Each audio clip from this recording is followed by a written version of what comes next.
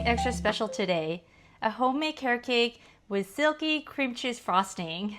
Hi, I'm Patty, a full-time working mom who loves to bake on my days off.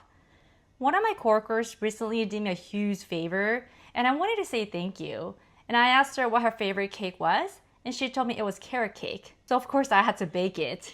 So let's get started before my son gets home. Start by preheating your oven to 375 degrees.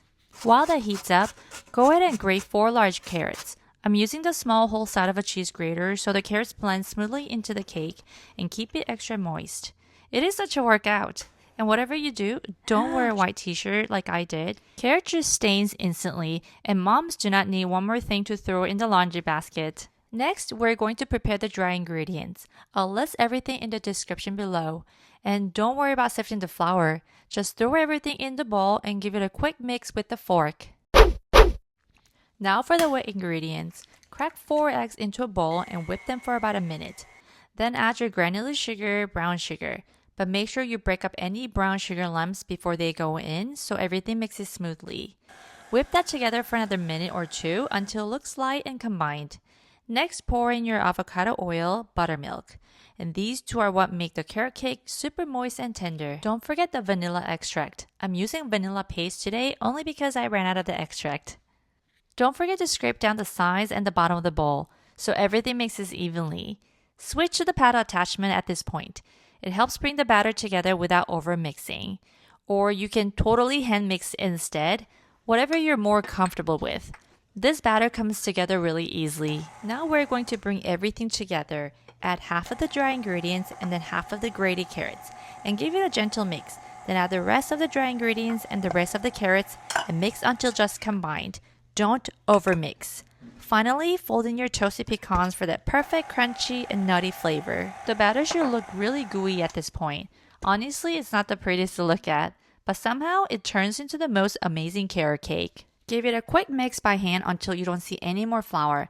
The batter feels so heavy from all the carrots and pecans, and that's what makes the cake so hearty and good. Now we're going to divide it into 2 equal amounts. I like my cakes to be the same size, so I'm using a kitchen scale to measure them out. My biggest tip for consistent results, always weigh your ingredients. Bake them at 375 degrees for about 30 to 35 minutes, or until a toothpick comes out clean.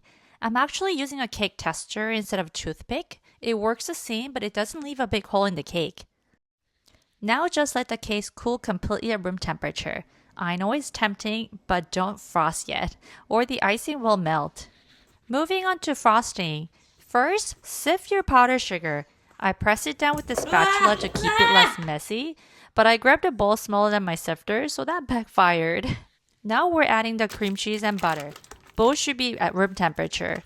That's the key to getting a super smooth frosting.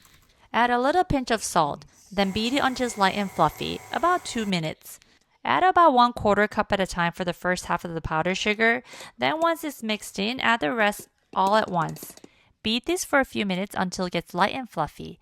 If you like a thicker, denser frosting, just beat it less. Make it how you like it. That's the fun part of home baking. Pause halfway and scrape down the bowl. And don't forget the vanilla paste. It adds so much flavor. Beat the frosting for a few extra minutes. Look how creamy this frosting turned out. I love mine light and airy, not super dense. Transfer the frosting into a piping bag with your favorite tip. I'm using a plain round one today. And another little tip. Use a scraper to push the frosting all the way to the bottom of the bag so it pipes smoothly.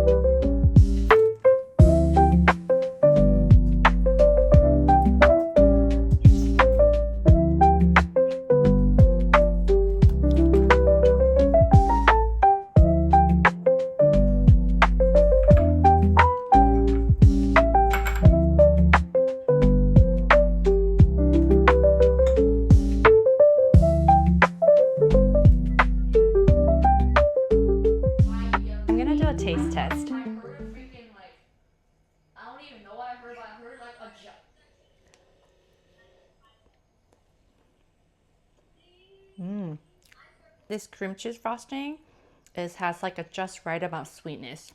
And it's so creamy. I can wait till my coworker tries this cake. I highly recommend to try this recipe, and let me know please in the comments how it turned out. And I'll bring another great recipe next time. Bye!